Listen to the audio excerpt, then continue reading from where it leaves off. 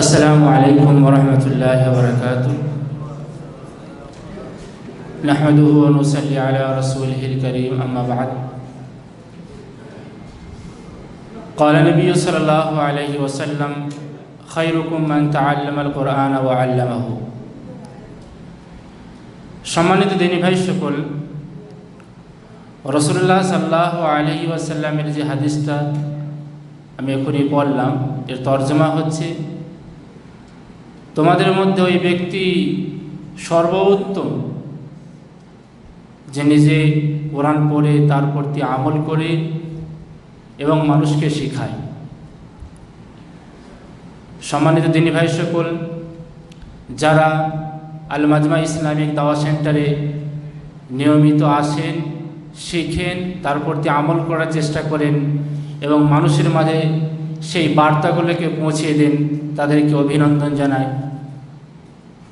সেই মর্মে ইনশাআল্লাহ আজকে আপনাদেরকে কিছু শেখাবার জন্য, যাতে করে আপনারা শিখতে পারেন, জানতে পারেন এবং সেই তার প্রতি আমল করতে পারেন, এই উদ্দেশ্যে বিশিষ্ট দায়ী এবং বহু গ্রন্থ প্রণেতা অনেক বই লিখেছেন, তর্জমা করেছেন, প্রবীণ দায়ী জুলফি ইসলামিক সেন্টারে বহু বছর ধরে দাওয়াতি কর্ম চালাচ্ছেন ফজিলাতুল শেখ মোহাম্মদ হাশেম হাফেজাহুল্লাহকে দাওয়াত দিয়েছি, যাতে করে আপনারা ওনার কাছ থেকে কিছু মূল্যবান নসিহত নিতে পারেন, কোরআন হাদিসের আলোকে কিছু জানতে পারেন, তার প্রতি আমল করতে পারেন। যেহেতু আমাদের কাছে বেশি সময় নেই, তাই এবার আমাদের সম্মানিত শেখকে দাওয়াত দেবো। ফালিয়াতাফাদ্দাল মাশকুরান।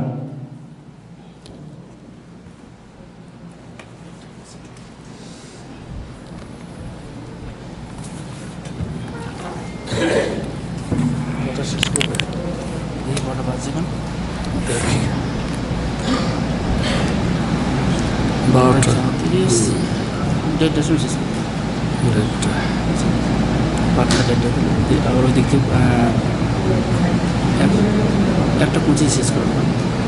আমি একটা কুড়িতে লাগাচ্ছি, তাহলে মোটামুটি আমার 5 মিনিট বাকি থাকবে। যখন বাজবে তখন আমি বুঝে নেবো যে আমার আর 5 মিনিট বাকি আছে। ওইদিকে আবার 5 মিনিট প্রশ্ন উত্তর আছে। তাহলে আমি একটা কুড়িতে লাগিয়ে দিচ্ছি। ওকে,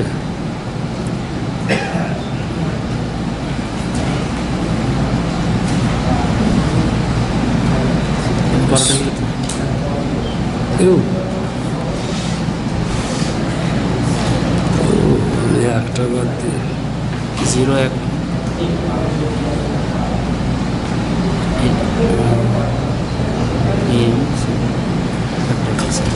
আর একটু মুখের কাছে লাগানো, একটু আওয়াজ বেশি জোরে হবে। মানে 45 মিনিট হচ্ছে। হ্যাঁ, ইনশাআল্লাহ ঠিক আছে। ওকে, এটার আড়ালে কেউ থাকবেন না, এদিকে আর একটু আগিয়ে আসুন। কাজের সময় বুঝতে পারছেন, আমরা বুঝতে পারছি কাজের সময়ের কারণে মানুষের চাপ কম, তাই না? খেজুরের সিজন, তো খেজুর তো আর বারবার আসবে না, তাই বছরে একবার মানুষ কাজ করে নিচ্ছে আর কি। তো আপনারা যারা পিছনে আছেন, একটু আগিয়ে আছেন, অনেক মানুষ আছেন, আল্লাহর রহমতে কম নেই, খালি একটু আগিয়ে আসলেই হবে। আর আরামগুলা ছেড়ে দিতে হবে আর কি। আরামের এখন দরকার নেই, খাওয়া দাওয়া পরে আরাম করবে, ঠিক আছে? এখন আরামের দরকার নেই, এখন শুধু একটু গুছিয়ে বসেন, তাহলে ভালো লাগবে মজলিসটা। এই জন্য আমরা বলি কিছু কিছু তবলিগীদের কাজ খুব ভালো, তবলিগে জামাতের কিছু কিছু কাজ খুব ভালো। ওরা মজলিসকে ফাঁকা রাখতে দেয় না। 10টা মানুষও যদি থাকে তাহলে এমনি করে চাপ দিয়ে বসতে বলেন। আপনারা সরে আসুন। আলহামদুলিল্লাহ ওয়াসসালাতু ওয়াসসালামু আলা রাসূলিল্লাহ, আম্মা বাদ। আউযু বিল্লাহি মিনাশ শাইতানির রাজিম। বিসমিল্লাহির রহমানির রহিম। والذين آمنوا به وعزروه ونصروه واتبعوا النور الذي أنزل معه فأولئك هم المفلحون। কোনো ভূমিকা ছাড়াই, খুব বেশি সময় নেই, কোনো ভূমিকা ছাড়াই আমি কিছু কথা আপনাদের সামনে পরিবেশন করছি। আল্লাহ প্রশংসা এবং রাসূল করিম সাল্লাল্লাহু আলাইহি সাল্লামের উপরে দরুদ পাঠ করার পর আমি কোরআনের একটি সংক্ষিপ্ত আয়াত পাঠ করেছি। সেই আয়াতে আল্লাহ রাব্বুল আলামিন আমাদের নবী মুহাম্মদ সাল্লাল্লাহু আলাইহি সাল্লামের 4টি অধিকারের কথা বলেছেন। সেই আয়াতে আল্লাহ তাআলা আমাদের নবী মুহাম্মদ সাল্লাল্লাহু আলাইহি সাল্লামের 4টি অধিকারের কথা তুলে ধরেছেন, যেই অধিকারগুলি আমাদের ওপরে আল্লাহ তাআলা অপরিহার্য করেছেন রাসূল করিম সাল্লাল্লাহু আলাইহি সাল্লামের জন্য। তা আল্লাহ তাআলা বলেন, ফাল্লাযীনা আমানু বিহি ওয়া আযযারুহু ওয়া নাসারুহু ওয়াত্তাবাউন নূর আল্লাযী উনজিলা মাআহু ফাউলাইকা হুমুল মুফলিহুন। যারা তার উপর ঈমান এনেছে এবং তার সাহায্য করেছে, তার সম্মান করেছে এবং যে নূর দিয়ে তাকে পাঠানো হয়েছে সেই নূরের অনুসরণ করেছে, তারাই হবে সফল কাম, তারা সফলতা লাভ করবে। এখানে 4টি কথা আল্লাহ তাআলা বললেন, যারা ঈমান এনেছে এবং যারা তার সম্মান করেছে এবং যারা তার সাহায্য করেছে এবং যে নূর নিয়ে তিনি এসেছেন সেই নূরের অনুসরণ করেছে। তাহলে প্রথমত যে কাজটি আমাদের, আল্লাহর নবীর যে অধিকার আমাদের ওপরে, সেই অধিকারটা হচ্ছে যে তার ওপরেও ঈমান আনতে হবে। নবীর ওপরে কি আনতে হবে? ঈমান আনতে হবে। আগে আল্লাহর ওপরে, তারপরে নবীর ওপরে। আগে আল্লাহ, তারপরে নবী। আর আল্লাহ এবং রাসূলের ওপরে ঈমান যদি আমরা আনি তাহলে এটা হবে আমাদের নাজাতের ওসিলা। এ কথাও আল্লাহ কোরআনে আমাদেরকে বলে দিয়েছেন, ইয়া আইয়ুহাল্লাযীনা আমানু হাল আদুল্লুকুম আলা তিজারাতিন তুনজিকুম মিন আযাবিন আলীম তু'মিনুনা বিল্লাহি ওয়া রাসূলিহি ওয়া তুজাহিদুনা ফি সাবিলিহি বিআমওয়ালিকুম ওয়া আনফুসিকুম যালিকুম খায়রুল লাকুম ইন কুনতুম তা'লামুন। হে ঈমানদারগণ, তোমাদেরকে কি আমি এমন ব্যবসার কথা বলে দিব না? আল্লাহ বলছেন, এমন ব্যবসা যে ব্যবসা করলে তোমরা আল্লাহর কঠিন আযাব থেকে মুক্তি পাবে, যে ব্যবসা তোমাদেরকে আল্লাহর কঠিন আযাব থেকে মুক্তি দিবে। সেই ব্যবসাটা কি? তোমরা আল্লাহর উপরে ঈমান আনবে, আল্লাহর রাসূলের উপরে ঈমান আনবে। যদি বলেন আল্লাহর উপরে ঈমান আনাটাই কি যথেষ্ট নয়, উত্তর কি হবে? যথেষ্ট নয়। কোনো অমুসলিম যদি ইসলাম গ্রহণ করতে আসে নি বলে আমি স্বীকার করলাম যে আল্লাহ ছাড়া সত্য কোনো মাবুদ নেই, সে মুসলিম হয়ে যাবে? হবে না। তাকে সেই সাথে স্বীকার করতে হবে যে আমি একথাও স্বীকার করছি যে মুহাম্মদ আল্লাহর প্রেরিত রাসূল। তাহলে আল্লাহর ওপরে ঈমান, নবীর ওপরে ঈমান এমন দুটি বিষয় যা একটিকে আর একটি থেকে পৃথক করা যায় না। আল্লাহকে ভালোবাসা, নবীকে ভালোবাসা এমন বিষয় যা একটিকে অন্যের সাথে আলাদা করা, পৃথক করা যায় না। আল্লাহকে সত্য মাবুদ বলে যেমন স্বীকার করতে হয়, তেমনি মুহাম্মদ সাল্লাল্লাহু আলাইহি সাল্লামকে আল্লাহর প্রেরিত রাসূল বলেও স্বীকার করতে হয়।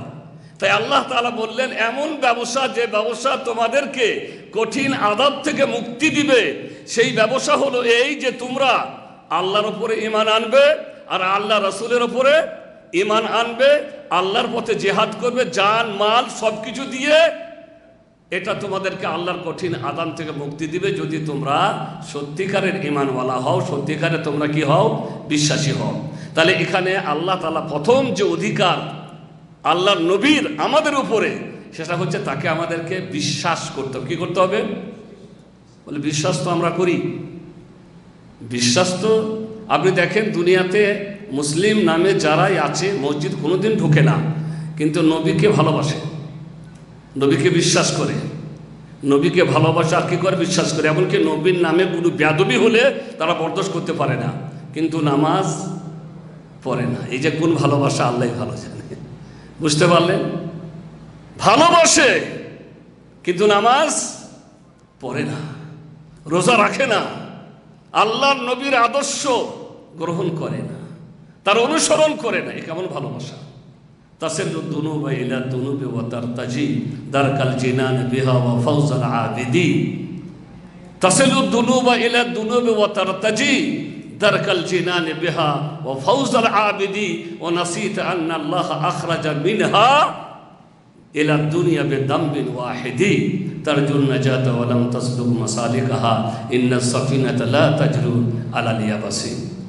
বলে গুনার উপরে গুনাই করেই যাচ্ছে, গুনার উপরে গুনাহ করেই যাচ্ছে, আর বলছে আমি জান্নাত চাই। আমি কি চাই? জান্নাত চাই। অথচ তুমি ভুলে গেলে যে ওই জান্নাত থেকে তোমাদের পিতামাতাকে বের করা হয়েছিল শুধু একটা পাপের কারণে। তুমি পাপের ওপরে পাপই করে যাচ্ছ, আর তুমি কি চাও? জান্নাত চাও।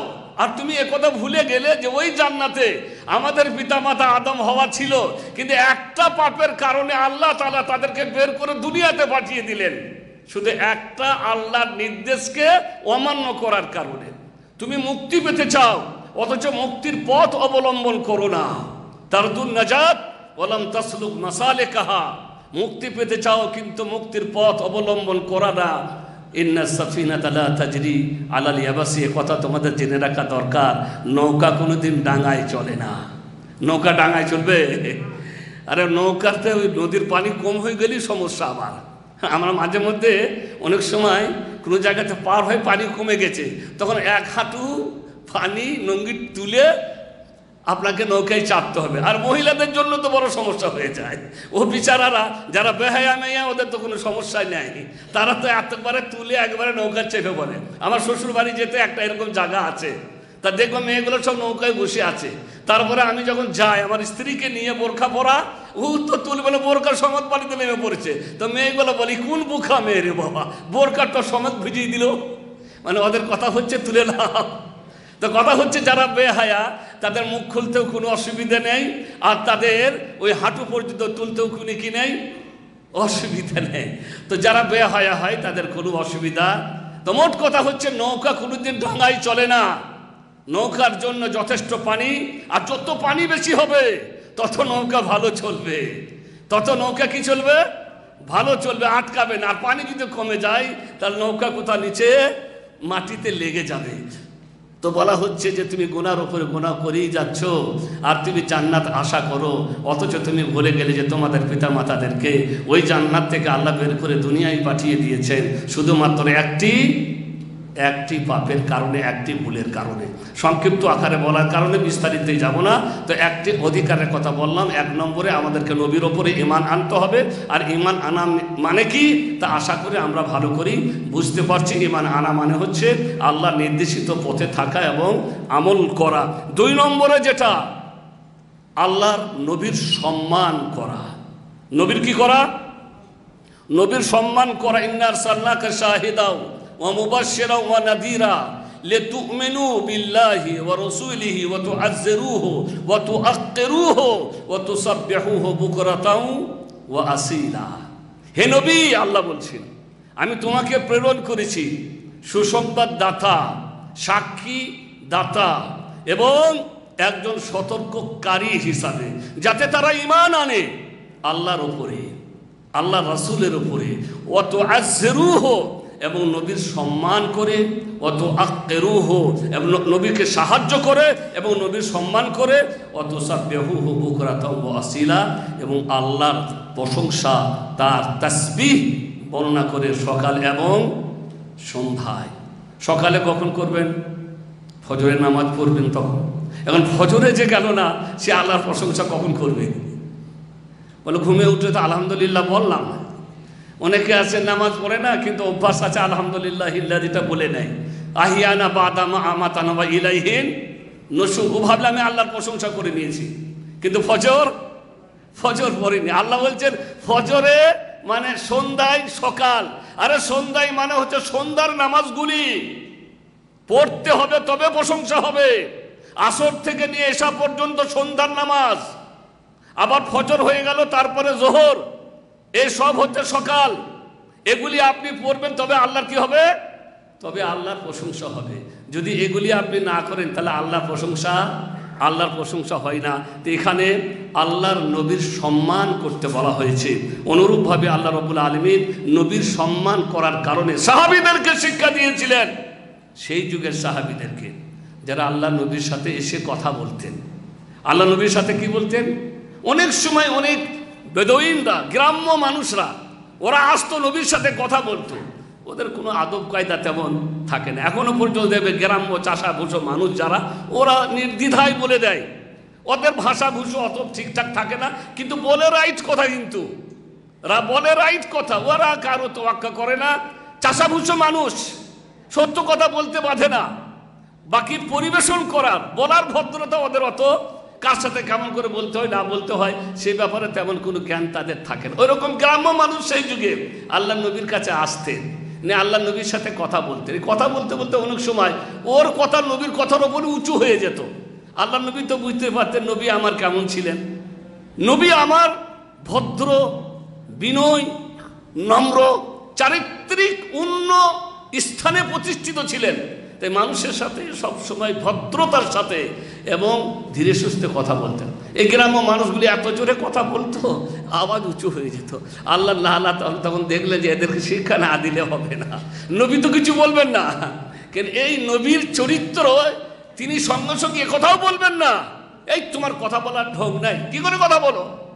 যেমন আমাদের দেশে অনেক হুজুররা এখন আছে, যদি কোনো একটা মানুষ সামান্য একটু বাড়াবাড়ি করেই ফেলে, তাহলে হুজুর আবার রেগে যায়, এমন ধমক দেয়, বস।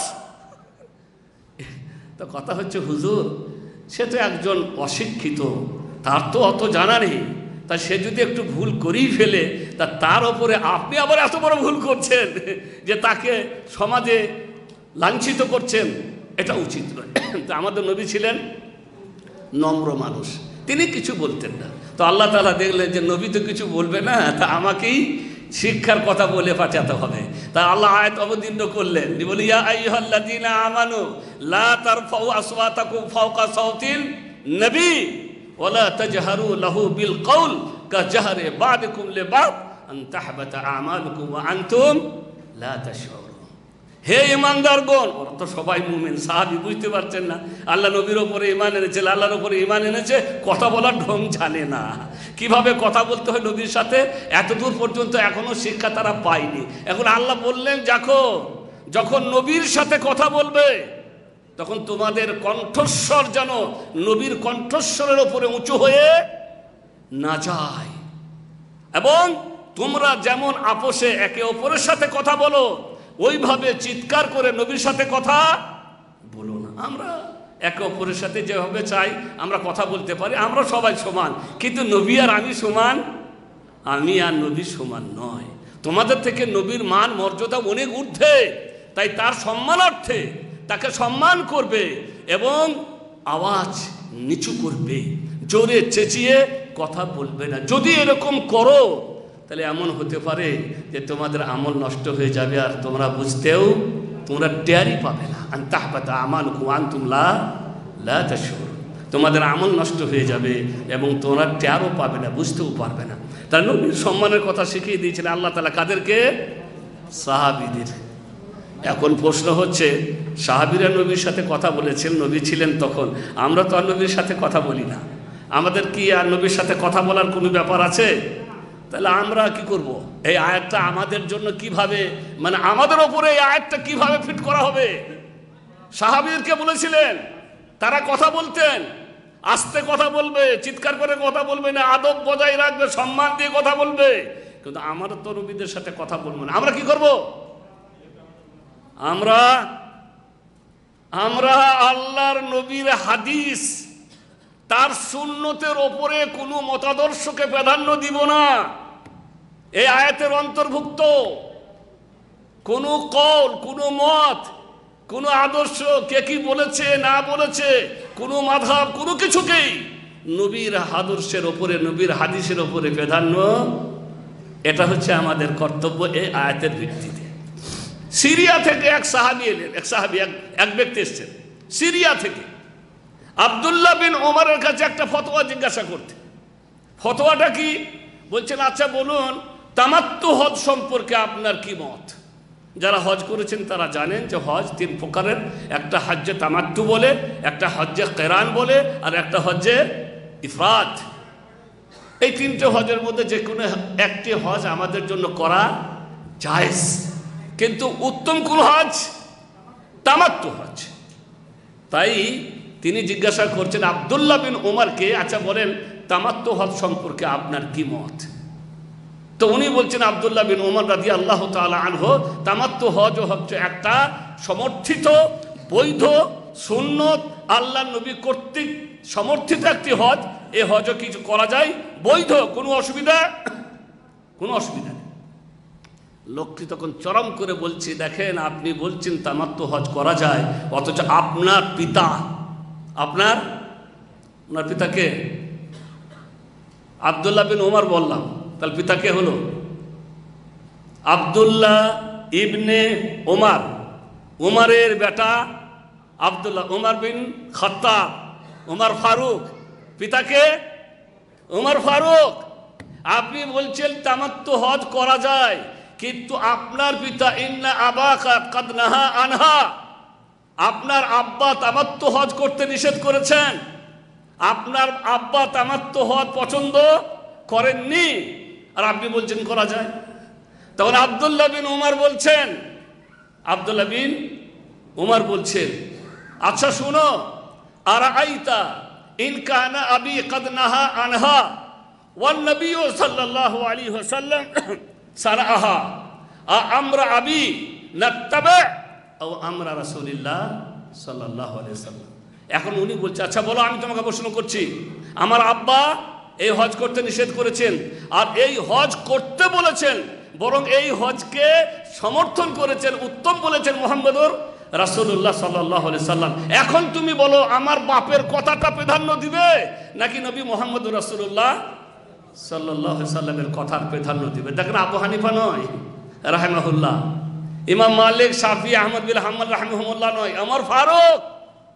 ওই জন্য বলি, যদি মাযহাব তৈরি করারই দরকার ছিল, তাহলে আবু বকরের নামই তো একটা মাযহাব হওয়া দরকার ছিল, যার জান্নাতি হওয়ার ব্যাপারে কোনো সন্দেহ নেই।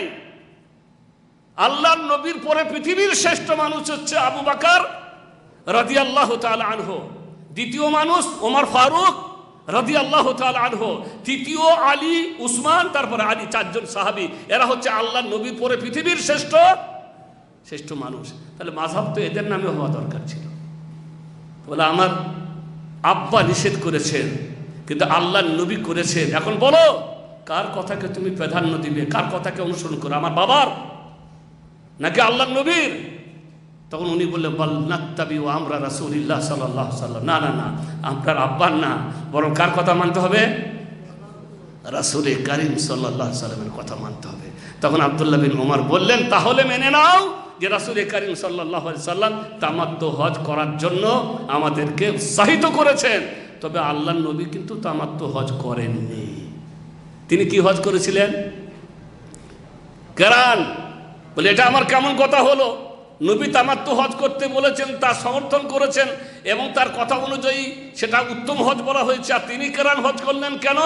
এই হজের বিশ্লেষণ যখন আসে তখন এগুলো বলা হয়, অত বলার কিছু নেই। আসলে একটাই কথা, আল্লাহর নবী যখন মদিনা থেকে গেছিলেন তখন কোরবানির জানোয়ার সাথে করে নিয়ে গেছিলেন, আর যারা কোরবানির পশু সাথে করে নিয়ে যাবে তাদেরকে কেরান হজই করতে হবে, তামাত্তু হজ করতে পারবে না। তাই নবী বললেন, ওখানে পৌঁছে যখন আল্লাহর কাছ থেকে নির্দেশ এলো যে সাহাবীদেরকে বলো যে ওরা তামাত্তু হজ করবে, কেরান যেন নিয়ত না করে, তখন আল্লাহ নবী বললেন, যদি আমি এই কথাটা আগে জানতে পারতাম, যেটা এখন জানতে পারলাম, তাহলে আমি কোরবানির জানোয়ার সাথে করে আনতাম না। তো এ থেকে প্রমাণিত হয়ে গেল যে তিনিও চেয়েছিলেন কোনটা করতে? তামাত্তু হজ করতে। এটাই হচ্ছে উত্তম হজ। তো যাই হোক, তিনি বললেন যে আল্লাহ রসুল যেটা করেছেন সেটাই অনুসরণীয়। আমার বাবা কি বলেছে না বলেছে এ নিয়ে আমাদের কোনো মাথা ব্যথা দরকার নেই, অথচ তিনি হচ্ছেন ওমর ফারুক। তাও বললেন যে যেই হোক না কেন, আল্লাহ নবীর কথার সামনে কারো কথার কোনো মূল্য নেই। অতএব রাসূল করিম সাল্লাল্লাহু আলাইহি সাল্লাম নেই, কিন্তু তার কথা আছে, তার হাদিস আছে, তার সুন্নত আছে, তার আদর্শ আছে। সেগুলির ওপরে আমরা অন্য কোনো আদর্শকে প্রাধান্য দিতে প্রাধান্য দিতে পারি না। তো রাসূল করিম সাল্লাল্লাহু আলাইহি সাল্লামের কী করতে হবে? সম্মান করতে হবে। অনুরূপভাবে 3 নম্বর অধিকার আসছে, যেটা আয়াতে বলা হয়েছে, ওয়াত্তাবাউন নূর আল্লাযী উনজিলা মাহু, এবং সেই নূরের অনুসরণ করবে যে নূর তার সাথে অবতীর্ণ করা হয়েছে। নবী এসেছেন, আর নবীর সাথে আরেকটা জিনিস এসেছে, সেটা কি? নূর। আল্লাহ বলছেন ওয়াত্তাবাউন নূর আল্লাযী উনজিলা মাহু, আর সেই নূরের অনুসরণ করো, সেই জ্যোতি, সেই আলোর, যে আলো দিয়ে তাকে পাঠানো হয়েছে। তাহলে তিনি নূর হলেন না, তিনি আলো হলেন না। আলোকে আর একটা জিনিস যেটা দিয়ে আল্লাহ নবীকে পাঠিয়েছেন, সেই আলোটা কি? কোরআন হাদিসের ব্যাখ্যাতে যাবেন তখন দেখতে পাবেন বলা হয়ে গেছে সেই আলোর মানে হচ্ছে আল্লাহ নবীর সুন্নত। আল্লাহ নবীর মানে শুধু কোরআন মানলে হবে না, বরং কোরআনের সাথে সাথে তোমাদেরকে ওই আলোকেও মানতে হবে, ওই সুন্নাতকেও মানতে হবে, যে সুন্নাত নিয়ে তিনি দুনিয়াতে এসেছেন। আর যদি কেউ বলে না কোরআন তো যথেষ্ট, যদি কেউ কোরআন মেনে চলতে চায় তাহলে সে শরীয়ত মানতেই পারবে না। শরীয়ত মানা সম্ভবই নয়, কারণ কোরআনে শরীয়তের মূল কথাগুলো আছে, বিশ্লেষণ নাই। নামাজ পড়ো, রোজা রাখো, হজ করো, যাকাত দাও। কি করে নামাজ পড়বেন? রুকু করার কথা কোরআনে বলেছে, ওয়ারকাউ মার রাখেন, রুকুতে কি পড়বেন তা বলা হয়নি। সাজদা করো, কি পড়বেন সাজদাই বলা হয়নি। সাজদা থেকে উঠবেন কি বলে বলা হয়নি। রুকু থেকে উঠবেন কি বলে বলা হয়নি। সাজদাতে একবার করবেন না দুবার বলা হয়নি। সালাম আগে ডানে না আগে বামে, মানে আর অনেক অনেক অনেক অনেক কথা যা কিছুই বলা হয়নি, শুধু নামাজ পড়তে বলা হয়েছে। কি করতে বলা হয়েছে? তাহলে এগুলো কে বললেন? তাহলে আপনি নামাজই পড়তে পারবেন না যদি সুন্নতকে অনুসরণ না করেন। যাকাত দাও, যাকাত দিবেন, কতটা যাকাত ওয়াজিব হয়, কত টাকা তাহলে যাকাত ওয়াজিব হয়? কোরআনে নাই। আল্লাহ নবী বলে দিয়েছেন কতটা সোনা থাকলে, কতটা টাকা থাকলে, কতটা মাল থাকলে, কতগুলা ছাগল থাকলে, কতগুলা উট থাকলে, কতগুলা ভেড়া থাকলে যাকাত দিতে হয়। আল্লাহর নবী তার ভাষায় বিশ্লেষণ করে আমাদেরকে জানিয়ে দিয়েছেন। এখন যদি সুন্নতকে বাদ দেন, কোরআন মানতে পারবেন না। অনুরূপভাবে কোরআনে অনেক আয়াত এমন আছে যা আয়াতের তর্জমা পড়ে তার সার কথা আপনি বুঝতে পারবেন না। ইয়া আইয়ুহাল্লাযীনা আমানু লা তাকুনু কাল্লাযীনা আদা মূসা ফাবাররাহুল্লাহু মিম্মা ক্বালু ওয়া কানা ইনদাল্লাহি ওয়াজিহা। হে ঈমানদারগণ, তোমরা তাদের মতন হইও না যারা মূসা আলাইহিস সালামকে কষ্ট দিয়েছিল, তারপরে আল্লাহ মূসাকে নির্দোষ করে দেখিয়ে দিলেন, আর মূসা আল্লাহর কাছে একজন প্রিয়ভাজন ছিলেন। এখন মূসাকে তারা কি বলে কষ্ট দিত? তোমরা তাদের মতো হইও না যারা মূসা আলাইহিস সালামকে কি করেছিল? কষ্ট দিয়েছিল, তারপরে আল্লাহ মূসাকে নির্দোষ করে দেখিয়ে দিলেন। কিছু বোঝা গেল? কি বলে কষ্ট দিয়েছিল আর কি দোষ ছিল মূসার মধ্যে, যে দোষকে আল্লাহ তাআলা নির্দোষ করে দেখিয়ে দিলেন, তার বিশ্লেষণ কোনো কিছুই আয়াতে নেই। এটা আল্লাহ নবী, আমাদের নবী হাদিসে বিশ্লেষণ করে বললে যে দেখো আসলে মূসা আলাইহিস সালামের কওমের অবস্থা ছিল জাতি, ওরা উলঙ্গ হয়ে গোসল করতে একসাথে সবাই মিলে একসাথে, বুখারী শরীফে বিশ্লেষণ, একসাথে উলঙ্গ হয়ে কি করত? গোসল করত। মূসা তো নবী, আর যারা নবী মানে এখনো নবী হয়নি কিন্তু নবী হবেন, তারও আল্লাহ কি করেন? হিফাজত করেন। যেমন আমাদের নবী কত বছর নবী হয়েছিলেন? 40 বছর। 40 বছর তো বুড়িয়েছে। হ্যাঁ, এটা কি একটা সামান্য কাল?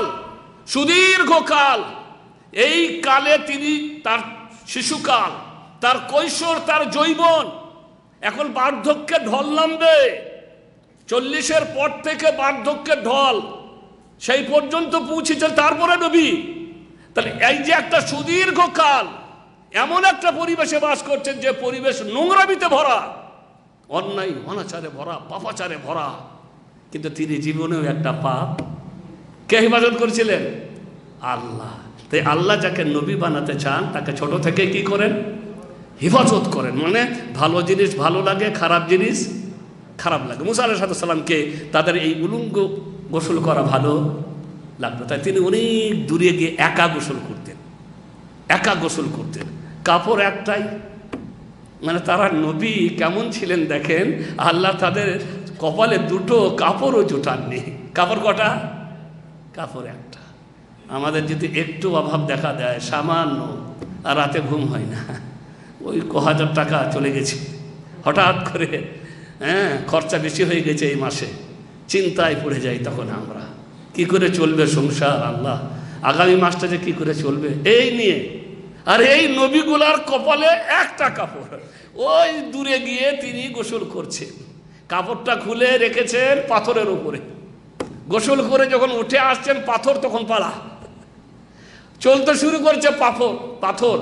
আর মুসা আলাইহিস সালাম পিছনে পিছনে যায় আর খালি চিৎকার করে, হাজার সাউবি, হে পাথর আমার কাপড় দিয়ে যা, হাজার সাউবি, পাথর আমার কাপড় দিয়ে যা। পাথর শুনে না, পাথর দৌড় পারে, একবারে গিয়ে সেখানে গিয়ে দাঁড়িয়েছে যেখানে ওই লোকগুলা ছিল যারা মুসা আলাইহিস সালাম সম্পর্কে এই কুমন্ত্রণা করেছিল। তাদের কাছে মুসা আলাইহিস সালামের পিছনে পিছনে উলঙ্গ অবস্থা। তখন তারা মুসাকে উলঙ্গ অবস্থায় দেখে নিয়ে তখন তারা বুঝতে পারলো ভুল আমরা করেছি। আমরা তো মনে করতাম যে ও হয়তো কোনো তার কাপুরুষতা, তার কিছুতে দোষ আছে বলে সে হয়তো আমাদের সাথে গোসল, এই দোষটার কথাই আল্লাহ কোরআনে উল্লেখ করেছেন, কিন্তু বিস্তারিত নেই। এখন হাদিসকে যদি বাদ দেন তাহলে এই দোষটা আপনি কোথা খুঁজে বেড়াবেন যে কি বলে কষ্ট দিত। তো মোট কথা হচ্ছে, বলার আমার উদ্দেশ্য হচ্ছে কোরআনের সাথে হাদিসকে মানতে হবে, নাহলে কোরআন মানা সম্ভব নয়। তো 3 নম্বরের অধিকারের কথা, 4 নম্বরের অধিকারের কথা বললেন আল্লাহ রাব্বুল আলামিন, সেটা হচ্ছে রাসূল করিম সাল্লাল্লাহু আলাইহি ওয়াসাল্লামের কি করতে হবে? অনুসরণ করতে হবে। আর 5 নম্বরে আসছে তাকে ভালোবাসতে হবে। কি করতে হবে? তাকে ভালোবাসতে। কুল ইন কুনতুম তুহিব্বুনাল্লাহ ফাত্তাবিউনি ইউহিব্বুকুমুল্লাহু ওয়া ইয়াগফির লাকুম যুনুবাকুম ওয়াল্লাহু গফুরুর রাহিম। হে নবী, তুমি ওদের বলে দাও, তোমরা যদি আমার ভালোবাসতে চাও তাহলে আগে কাকে ভালোবাসতা? তোমরা যদি আমাকে ভালোবাসতে চাও, আল্লাহ বলছেন, তাহলে আমার নবীকে ভালোবাসো, আমার নবীর অনুসরণ করো, তাহলে আল্লাহ তাআলা তোমাদেরকে ভালোবাসবেন। ওয়া ইয়াগফির লাকুম যুনুবাকুম, আল্লাহ তোমাদের গুনাহ মাফ করে দিবেন। আল্লাহু গফুরুর রাহিম, আল্লাহ ক্ষমাশীল দয়ালু। তাহলে এখানে আল্লাহ নবীর 5 নম্বরের অধিকার হচ্ছে যে আমরা নবীকে ভালোবাসবো। নবীর ভালোবাসা কেমন? নবীর হুকুম, তার নির্দেশ পালন করব, যা তিনি করতে বলেছেন সেগুলি পালন করব, আর যা তিনি করতে নিষেধ করেছেন সেগুলি থেকে বিরত থাকব। আল্লাহর নবীর সাহাবীরা আল্লাহর নবীকে ভালোবেসেছেন, জান দিয়ে ভালোবেসেছেন, মান দিয়ে ভালোবেসেছেন, নবীর সাথে লড়াই গিয়ে নবীর সাহায্য করেছেন, মানে নবীর আল্লাহর দ্বীনের কি করেছেন? সাহায্য করেছেন। আল্লাহ বলেছেন যদি তোমরা নবীর সাহায্য না করো, আল্লাহ তো সাহায্য করবেন, ইল্লা তানসুরুহু ফাকাদ নাসারাহুল্লাহ ইদ আখরাজাহুল্লাযীনা কাফারু ইদ হুমা ফিল গার তানি ইসনাইন ইদ হুমা ফিল গার ইয়াকুলু লিসাহিবিহি লা তাহজান ইন্নাল্লাহা মা'ানা। তোমরা যদি নবীর সাহায্য না করো, আল্লাহ নবীর সাহায্য করেছে। যখন আল্লাহর নবীকে মক্কার কাফেররা বহিষ্কার করে দিয়েছিল, কে সাহায্য করেছিলেন? আল্লাহ সাহায্য করেছিলেন। তারা মাত্র 2 জন ছিল, আবু বকর আর নবী। একটা গুহার মধ্যে ছিল, ইদহুমা ফিল গার, একটা গুহার মধ্যে ছিল। আবু বকর চিন্তিত যে কি হবে, আমাদের কাফেররা সবাই এসে গেছে, যদি ওরা ওদের পায়ের দিকে তাকায় তাহলে আমাদেরকে দেখে নিবে। এখন আমাদের উপায় কি? আল্লাহ নবী তখন বলছেন তার সাথী কি, ইদ ক্বালা লিসাহিবি লা তাহজান, তার সাথীকে বলছে চিন্তা করো না, ইন্নাল্লাহা মা'ানা, আল্লাহ আমাদের সাথে আছে। তো আল্লাহ তাআলা নবীর অধিকারের মধ্যে একটা অধিকার বলেছেন যে তোমরা নবীর সাহায্য করো। আর তোমরা যদি নবীর সাহায্য নাও করো তাতেও কোনো কিছু হবে না। আল্লাহ তো সাহায্য করেছেন, এবং শেষ পর্যন্ত দুনিয়াতে যতদিন ছিলেন ততদিন আল্লাহ নবীর সাহায্য করেছেন, এবং নবীর পথে যারা থাকবেন কিয়ামত পর্যন্ত আল্লাহ তাদের কি করবেন? আর যদি নবীর পথে না থাকি, এখন আমরা বিভিন্ন জায়গাতে মার খাচ্ছি, অমুসলিমরা আমাদেরকে মারছে, বৌদ্ধরা মারছে, হিন্দুরা মারছে, জৈনরা মারছে, ইহুদিরা মারছে, খ্রিস্টানরা মারছে, আবার মুসলিমরা মুসলিমদেরকে মারছে। আর আমরা এখানে বসে বসে করছি হায় রে আল্লাহ, আল্লাহ কিছু করে না কেন? আল্লাহ তা আল্লাহ বলছে আমি কেন করব, কিসের জন্য করব তোদের মধ্যে আর ওদের মধ্যে কি কোনো পার্থক্য আছে? ওরা দুর্গাতে যায়, তোরা দরগায় যাস। ওরা দুর্গা পূজা করে, তোরা দরগা পূজা করিস। ওদের যেমন দুর্গা, ওরা তো দুর্গা বেশি দিন রাখে না, কদিন পুজো টুজো করে ডুবিয়ে ফেলে দেয়। আর তোদের দরগা তো কোনোদিন শেষ হয় না। তোদের যে দরগায় একটা তৈরি হয়ে গেছে, সেই পূর্বপুরুষ থেকে সেই দরগা চলতেই আছে, পরস্পরাই চলতেই আছে, চলতেই আছে। ওদের দুর্গা তোদের দরগা, অতএব তোদের আর ওদের মধ্যে তেমন কোনো পার্থক্য নয়। যদি তৌহিদবাদী হয়ে যাস তাহলে তোদের সাহায্য করবেন, যেমন বদরে সাহায্য করেছিলাম। আল্লাহর নবী রাত্রে কান্নাকাটি করে আল্লাহর কাছে দোয়া করছিলেন, ইয়া আল্লাহ 300 জন মানুষ আমার সাথে এসেছে এই বদরে, প্রথম যুদ্ধ, সত্য আর মিথ্যার মধ্যে পার্থক্য সূচিতকারী এই প্রথম লড়াই। এই লড়াইয়ে যদি আমরা হেরে যাই আল্লাহ, তাহলে পৃথিবীতে তোমার ইবাদত করার মতন আর কোনো মানুষ থাকবে না। আর তোমার সাহায্য ছাড়া আমার কোনো উপায় নেই। কারণ এই মানুষগুলি এমন, যাদের হাতে তরবারি নেই, পেটে খাবার নেই, ক্ষুধার্ত অসুস্থ মানুষেরা, এরা শুধু তোমার আর আমার ভালোবাসায় চলে এসেছে, এছাড়া এদের আর কোনো অস্ত্র নাই। তারপরে আল্লাহ রাব্বুল আলামিন কোরআনের আয়াত অবতীর্ণ করে দিয়ে বললেন, আগে বেড়ে যাও। 3000 ফেরেশতা প্রস্তুত হয়ে গেছে, প্রয়োজনে আরো 5000 রেডি হয়ে আছে। 3000 ফেরেশতা লাগবে। আসলে নবীর মনে এবং সাহাবীদের মনটাকে বাড়িয়ে দেওয়ার জন্য জিবরাইল একাই যথেষ্ট, জিবরাইল একাই যথেষ্ট। কিন্তু যেহেতু আমরা মানুষ সংখ্যা বেশি বুঝি, সংখ্যা বেশি হলে শক্তি বেশি, তাই না? আর এখন তো ভোটের যুগ, এখন তো ভোটে জিততে হবে, তাই নাহলে তো কি হবে? এখন মনে করিলেন আমাদের বাংলাদেশ সরকার আবার আগামীতে কোন সরকার আসবে, আল্লাহর কাছে দোয়া করবেন। সব থেকে মনে রাখবেন, এই করছে তাই করছে বলে মন্তব্য করে কিছু হয় না, শুধু আল্লাহর কাছে দোয়া করতে হয়। আপনার একটা দোয়া হয়তো আল্লাহর কাছে কবুল হয়ে যেতে পারে। এখন মনে করিলেন জালেম শাসকদেরকে কে তারাই? আল্লাহ, আমি আপনি নয়। কেমনভাবে মানুষের অন্তর পরিবর্তন করতে হয়, কে করে? আল্লাহ করেন। যে পুলিশগুলি একদিন গুলি মেরেছিল, সেই পুলিশগুলি আর গুলি মারলো না, কে পরিবর্তন করলো? তো কথা হচ্ছে আমাদের কাজ হচ্ছে আল্লাহর কাছে কি করা? দোয়া করা। আগামী সরকার যাতে করে ভালো সরকার হোক হয়, এটা সবাই দোয়া করবেন আল্লাহর কাছে, যেন আমাদের জন্য ভালো হয়। আমাদের মানে আমার মাল তাল টাকা দরকার নাই, বুঝতে পারলেন? আমাদের পশ্চিম বাংলায় যখন মমতা সরকার জিতলো, আমার জীবনের প্রথম একবার শুধু পার্টি অফিসে গেছে, এটা আমার জীবনের প্রথম। জিতার খুশি আমারও হয়েছিল। নিয়ে পার্টিকে বললাম যে আমি আজকে তোমার পার্টি, ওরা খুব খুশি, মাদানি আসবে আমাদের পার্টি অফিসে, মাদানি আসবে, খুব খুশি। গ্রামের ছেলেরা সব আমার জন্য এত সুন্দর আয়োজন, চেয়ার টিয়ার লাগিয়ে নেতারা সব বসে আছে, আমি কিছুই না। আমি গিয়ে বললাম, জীবনে রাজনীতি করিনি, রাজনীতি নিয়ে ভাবিনি, ছোট থেকে নিয়ে এ পর্যন্ত অনেক পিরিয়ড দেখেছি। কখনো সিপিএম ছিল, তারপরে কংগ্রেস ছিল, তারপরে সিপিএম এলো, তারপরে আবার মমতা এলো, এগুলো দেখলাম।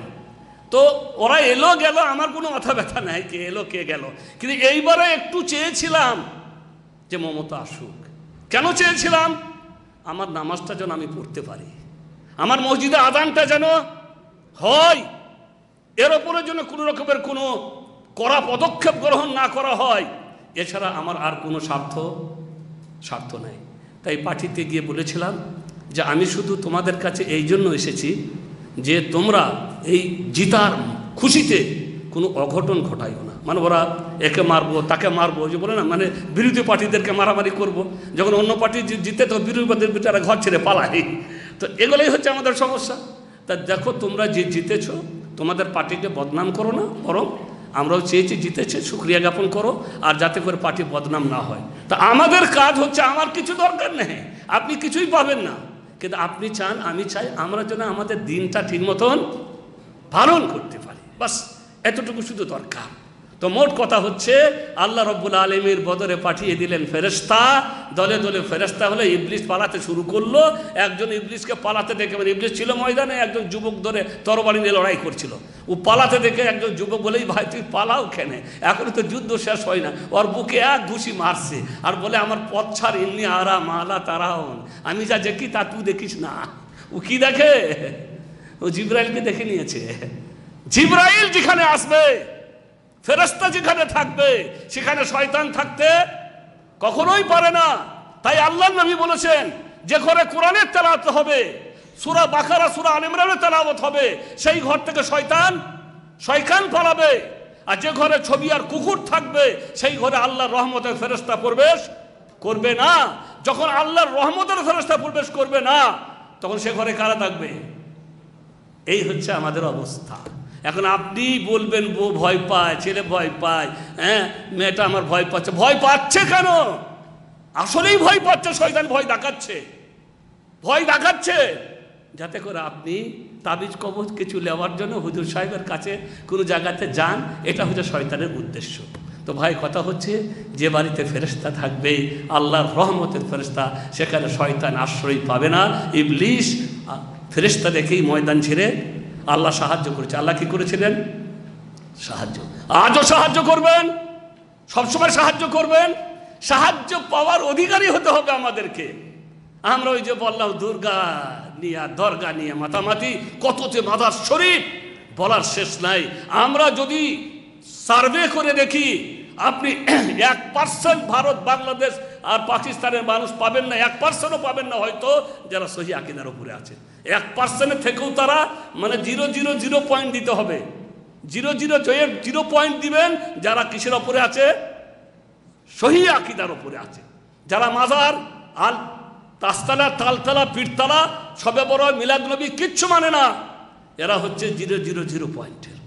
এখন আমরা যদি এইভাবে আল্লাহর নবীর প্রতি ভালোবাসা পোষণ করি, যে আল্লাহর নবীর মিলাদুন নবী পালন, আচ্ছা মিলাদুন নবী পালন করার কি আল্লাহর নবীর ভালোবাসার আওতায় পড়ে? মানে মাসটা চলে গেল, তো এই গত মাসটাই গেল আর কি, ওই জন্য ভালো হলো কথাটা বলেই দিই যে মিলাদুন নবীটাও কি আল্লাহর নবীর ভালোবাসার আওতায় পড়ে? কজন সমর্থন করবেন? কেউ আছে এখানে সমর্থনকারী কেউ, যে আল্লাহর নবীর মিলাদুন নবী মানে ঈদ মিলাদুন নবী, আল্লাহর নবীর জন্মদিবস পালন করাটাও আল্লাহর নবীর ভালোবাসার আওতায় পড়ে? এটাকে কেউ সমর্থন করেন? আপনার মধ্যে কেউ আছেন? নাকি একজন দুজন আছেন তারা লজ্জায় যারা হাত তুলবেন না? যদি কেউ থাকেন তাহলে আমার কথাটা ভালো করে শুনে নেন, নিয়ে পুনর্বিবেচনা করবেন। আমার কথাটাই যে সত্য কথা, আপনাকেই মানতে হবে তা আমি বলছি না। আমার কথাটাকে নিয়ে কি করবেন? পর্যালোচনা করবেন, বিবেচনা করে দেখবেন যে আসলে কি। আমি কোরআনের একটি আয়াত পড়ছি, সেই আয়াতটা শুনুন। আয়াতে আল্লাহ বলেছে, ওয়াস-সাবিকুনাল আউয়ালুনা মিনাল মুহাজিরিন ওয়াল আনসার ওয়াল্লাযীনা তাবাউহুম বিইহসান রাদিয়াল্লাহু আনহুম ওয়া রাদু আন ওয়া আ'আদ্দা লাহুম জান্নাতিন তাজরি তাহতাহাল আনহার খালিদিনা ফিহা যালিকাল ফাওজুল আযীম। আল্লাহ তাআলা বলছেন যে মুহাজির এবং আনসার সাহাবী যারা সর্বপ্রথম ইসলাম গ্রহণ করেছিলেন, সর্বপ্রথম ইসলাম গ্রহণ করা সাহাবী কারা? মুহাজির এবং আনসার। তারা ওয়াল্লাযীনা তাবাউহুম বিইহসান, এবং নিষ্ঠার সাথে এই সাহাবীদের যারা অনুসরণ করেছেন, মানে তাবেঈন, সাহাবীদেরকে যারা ঈমানের সাথে দেখে আল্লাহর উপরে ঈমান এনেছে, নবীর উপরে ঈমান এনেছে, ঈমানের উপরে প্রতিষ্ঠিত থেকেছে, তাদেরকে বলা হয় তাবেঈন। কি বলা হয়? তা এই নিষ্ঠাবান তাবেঈন যারা, রাদিয়াল্লাহু আনহু, আল্লাহ তাদের প্রতি কি হয়ে গেছেন? সন্তুষ্ট হয়ে গেছেন। ওয়ারাদু আন, এবং আল্লাহ তাদের প্রতি কি হয়েছেন? সন্তুষ্ট হয়েছেন। এবং আল্লাহ তাআলা তাদের জন্য এমন জান্নাত তৈরি করেছে, রেখেছেন, যে জান্নাতের তলদেশ থেকে প্রবাহিত হচ্ছে নদী, ঝর্ণামালা, জান্নাতের শারাবের নদী। খালিদিনা ফিহা, তারা সেখানে চিরকাল থাকবে। আর এটাই হচ্ছে চরম সফলতা, বড় সফলতা। যাদের জন্য আল্লাহ বললেন যে আল্লাহ তাদের প্রতি সন্তুষ্ট, তারাও আল্লাহর প্রতি, আল্লাহর সন্তুষ্টি হয়ে যাওয়া কারো প্রতি, এটা কেমন জিনিস? এই জিনিসটাকে, এই কথাটাকে মাপ করা যায় না। আল্লাহ যিনি স্রষ্টা, যিনি সার্বভৌমত্বের মালিক, সেই আল্লাহ যদি বলেন আমি সন্তুষ্ট হয়ে গেছি ওর প্রতি, তার প্রতি, তাদের প্রতি, তাহলে এই কথাটা এত বড় কথা, যার বিশ্লেষণ করে বোঝানো সম্ভব, অনেক বড় কথা, যে আল্লাহ তাদের প্রতি কি হয়ে গেছেন। শুধু তাদেরকেই বলেছেন আল্লাহ যে আমি তাদের প্রতি সন্তুষ্ট। তাদের কাজ, তাদের আমল, তাদের নবীর প্রতি ভালোবাসা, তাদের কুরবানি, তাদের ত্যাগ, তারা এমন ত্যাগ কুরবানি দিয়েছেন যে তাদের প্রতি তাদের কুরবানি দেখে, তাদের ত্যাগ দেখে আমি কি হয়ে গেছি, আমি সন্তুষ্ট হয়ে গেছি। এবং তাদের জন্য জান্নাত তৈরি করে দিয়েছি। তাদের জান্নাত তৈরি হয়েও আছে। আল্লাহ নবী যখন গেছিলেন তখন জান্নাত দেখেছিলেন, বুঝতে পারলেন। হযরত বিলালের জান্নাতের চলার শব্দ শুনেছিলেন। বলে জান্নাতে কে চলে জিবরাইল? আওয়াজ আসে, কে? বলে কেউ না, তোমার সাহাবী বিলাল বাড়ি থেকে মসজিদে যায়, বাড়ি থেকে মসজিদে যায়, আর তার চলার আওয়াজ জান্নাতে আসে। সুবহানাল্লাহ। আল্লাহ নবী অবাক হয়ে গেলেন, কি ব্যাপার, বিলাল কি করে, কি আমল করে যে ওর চলার আওয়াজ জান্নাতে আসে। আল্লাহ নবী মিরাজ থেকে ফিরে এসে বললেন, বিলাল শোনো, আখবিরনি বিআরজা আমালিন আমালতাহু ফিল ইসলাম, তুমি কত একটা বড় আমল ইসলামে করেছো, হয়তো আমি জানি না, সেই আমলটা সম্পর্কে আমাকে বলো। ফাইন্নী সামি'তু দুফান আলাইকা ফিল জান্নাহ, কারণ আমি জান্নাতে তোমার চলার আওয়াজ শুনতে পেয়েছি। তোমার জুতোর চলা, মানে চলছো আর তোমার জুতোর আওয়াজ কোথায়? জান্নাতে। নিশ্চয়ই তুমি খুব বড় আমল করো, বলো কি আমল করো? তো বিলাল রাদিয়াল্লাহু তাআলা আনহু অবাক, আমি তো তেমন বড় কিছু আমল করি না, কি আর আমল বড় করি ইয়া রাসূলুল্লাহ, এমন কিছু বড় আমল করি না যা উল্লেখযোগ্য, যা বলা যায়, যা উল্লেখ করা যায়। তবে কি আমি যখনই উযু করি সেই উযু দিয়ে আমি 2 রাকাত নামাজ পড়ি। যখনই উযু করি যখনই কোনো ছোট কাজ লাগাতার কেউ করে, তখন সেই ছোট কাজ আল্লাহর কাছে কি হয়ে যায়?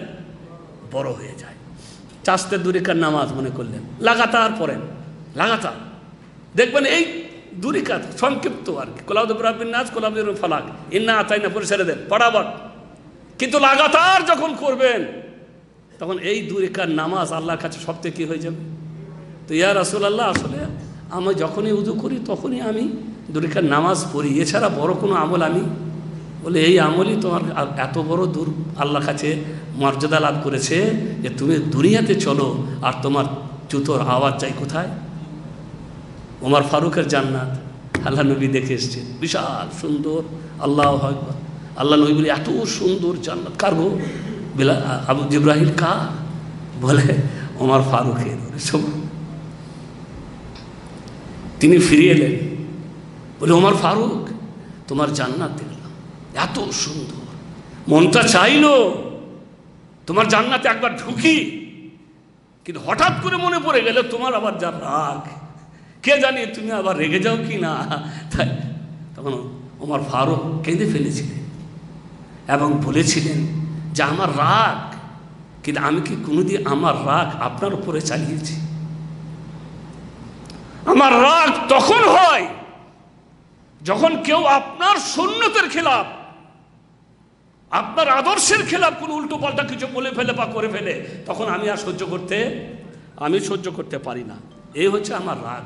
বাকি আমার তো মোট কথা হচ্ছে, আমার বলার উদ্দেশ্য তাদের জান্নাত তৈরি হয়ে আছে, আল্লাহ তাআলা তাদের জান্নাত তৈরি করে রেখেছেন, তাদের প্রতি আল্লাহ সন্তুষ্ট হয়ে গেছেন, আর তারাও আল্লাহর প্রতি সন্তুষ্ট। তাদের বাড়ি নাই, তাদের ঘর নাই, তাদের গাড়ি নাই, তাদের শোবার ব্যবস্থা নাই, তাদের কোনো কিচ্ছু নাই, তাদের পেটে খাবার নাই, তারপরেও তারা আল্লাহর প্রতি সন্তুষ্ট। আর আমাদের এত কিছু আছে, তারপরেও ওপর দিকে তাকাই, ওর 4 তালা তো আমার 1 তালা কেন, ওর 10,000 বেতন তো আমার 2,000 কেন?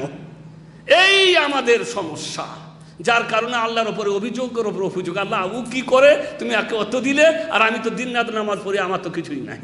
তো এই যে কথা, তাদের কিছুই নাই, তারপরেও তারা আল্লাহর প্রতি কি? আল্লাহর প্রতি সন্তুষ্ট। আমার বলার উদ্দেশ্য, এই জান্নাতি মানুষগুলি আল্লাহ নবীর জন্মদিবস পালন করেননি। তারা জান্নাতি হয়ে গেছেন, আল্লাহ নবীর জন্মদিবস পালন। এটা আমি বলছি না, যারা জন্মদিবস পালন করার জন্য উৎসাহিত করছেন যে হুজুররা, তাদেরকে জিজ্ঞাসা করবেন, তারাও বলবে যে না, সাহাবীরা করেননি। তাবেনরা করেননি, তাবেনরাও করেননি বলে আবু হানিফা বলেন না, তিনিও করেননি। এই জিনিসটা জন্ম হয়েছে আল্লাহ নবীর মৃত্যুর 400 বছর পর। তবে কি জানো, এটা ভালো বিদাত। এই হচ্ছে তাদের কথা। কি বিদাত?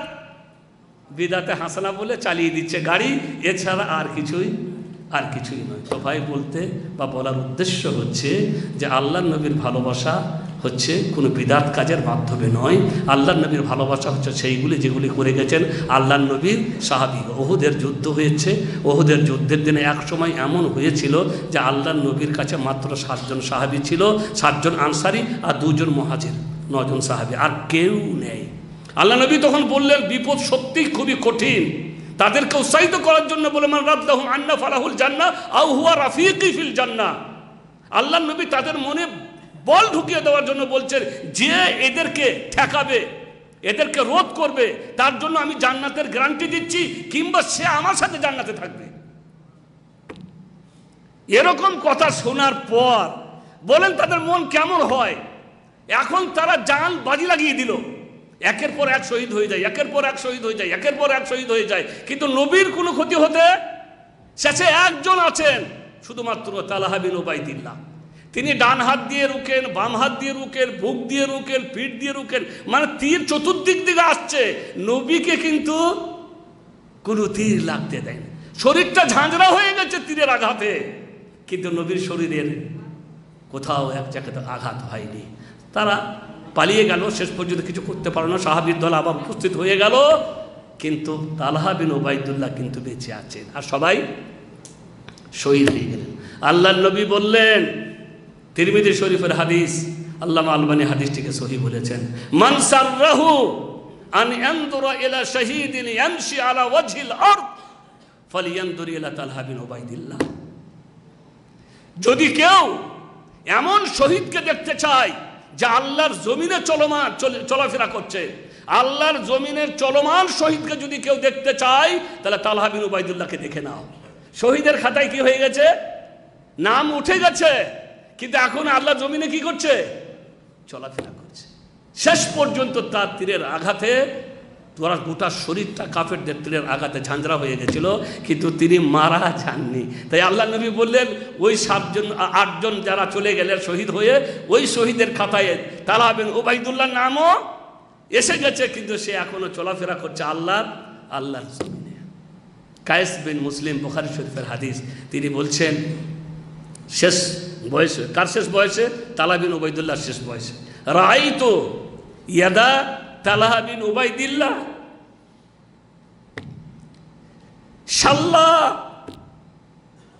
ওয়াকা বিহান নবী সাল্লাল্লাহু আলাইহি ওয়াসাল্লাম। উনি বলছেন আমি তালহা বিন উবাইদিল্লাহর ওই হাতটাকে প্যারালাইসিস অবস্থায় দেখেছি। প্যারালাইসিস আশা করি বুঝেন, যে হাত আর কোনো কাজ করে না, নড়াচড়া করতে পারে না, মানে রক্ত চলাচল বন্ধ হয়ে যায়, প্যারালাইসিস হয়ে যায়, একটা শরীর একদিক হয়ে যায়, এদিক হয়ে যায়, হাত হয়ে যায়, পা হয়ে যায়, এটার নাম হচ্ছে কি? প্যারালাইসিস। আরবিতে বলে শাল্লা। আমি তালহা বিন উবাইদুল্লাহর একটা হাতকে প্যারালাইসিস অবস্থায় দেখেছি। ওই হাত, যে হাত দিয়ে তিনি রাসূল করিম সাল্লাল্লাহু আলাইহি সাল্লামের রক্ষা করেছিলেন, যে হাত দিয়ে, মানে যে হাতে তীরের আঘাত, অনেক তীরের আঘাত, সেই হাতটা শেষ জীবনে প্যারালাইসিস অবস্থায়।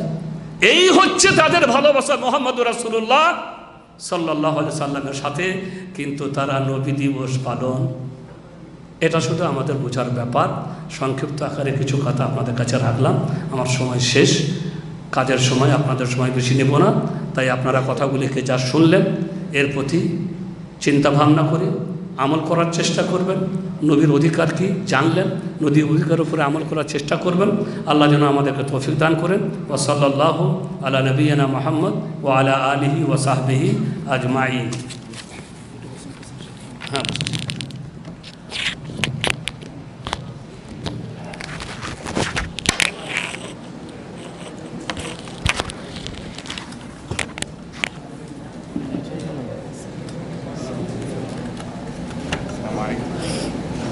Wow.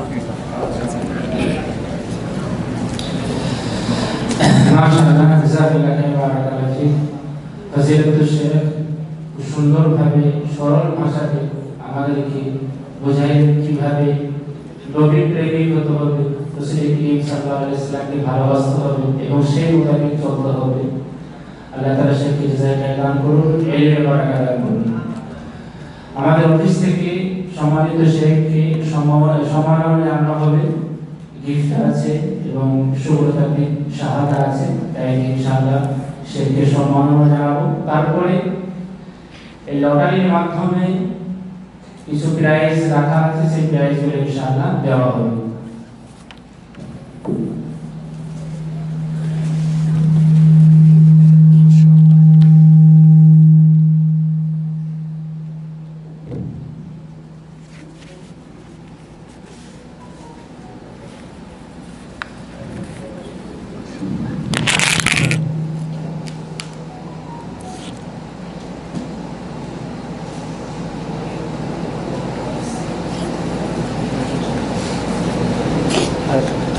আরেকটা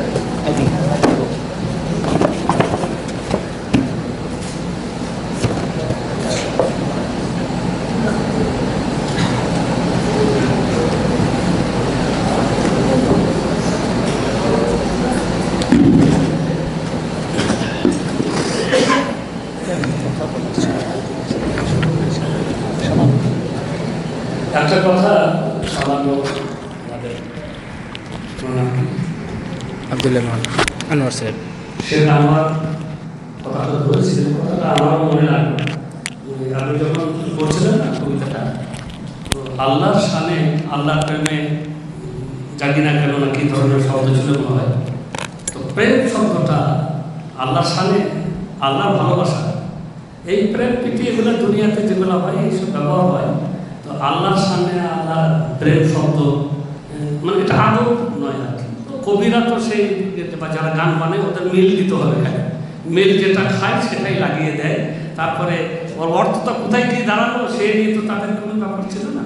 বাকি যেহেতু আমরা আকিদা নিয়ে আলোচনা করি, তাই আমাদেরকে সবসময় ওটা খেয়াল রাখতে হবে যে কোন শব্দ, যেমন আশেকের রসুল, আশেক, এগুলি দুনিয়ার প্রেম প্রীতি এসে মানে আল্লাহ নবীর সাথে আশেকের রসুল বলা বা আশেক বলা এগুলো আমাদের ঠিক।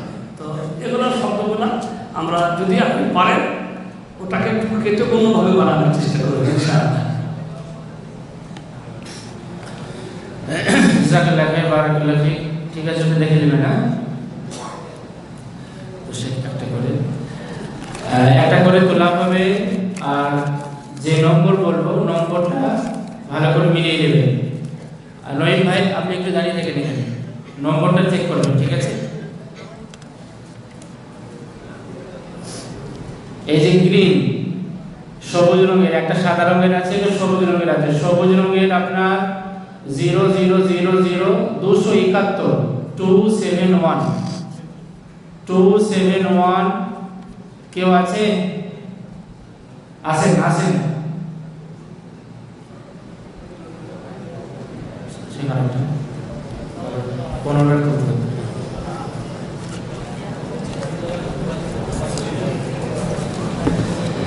সাদা 4টি 0, তারপরে 477 কেউ আছে? 477 আছে, লেট কেউ আছে? নম্বরটা চেক করে নেবেন না, 477। শুধু দুটো রঙ না আরো রঙ আছে? গ্রিন 252 লাস্টে, 252 252, জলদি আসেন।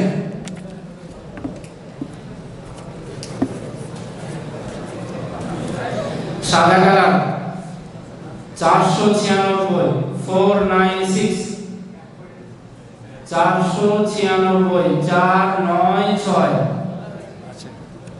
দেখেন এই নম্বরটা দেখেন, আসছে।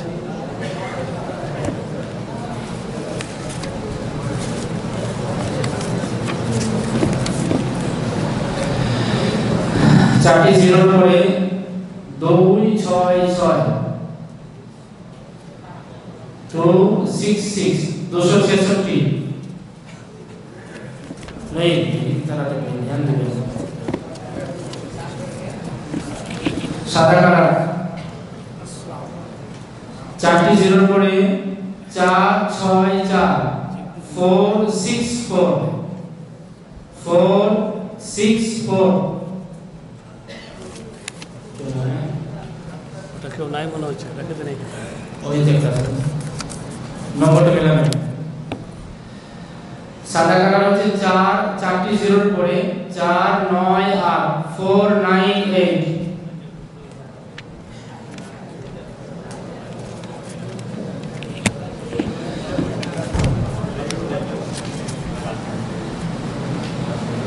সবুজ কালার 4টি জিরোর পরে 283 283 283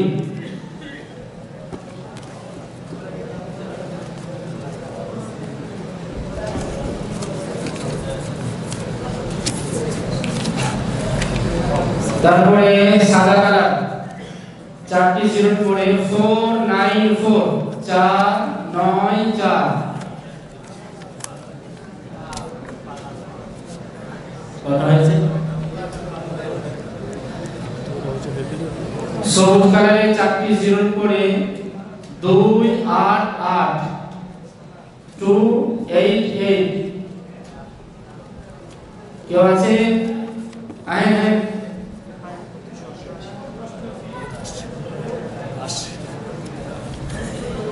সাদা কালার 4টি জিরোর পরে 484 484 লাস্টে 484 সবুজ কালার 245 245 নম্বর দেখে নেবেন কটা করে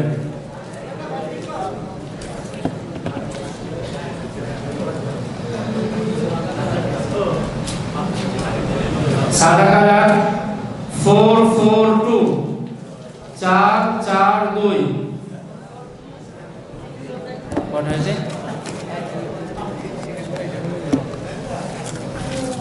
13টা দুটো সবুজ কালারের আপনার 257 257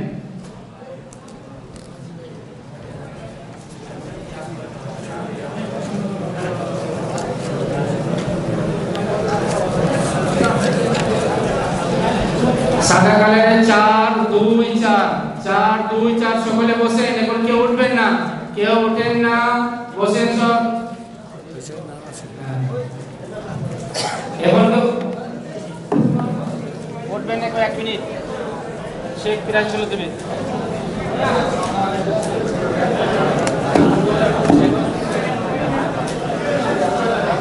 লাইন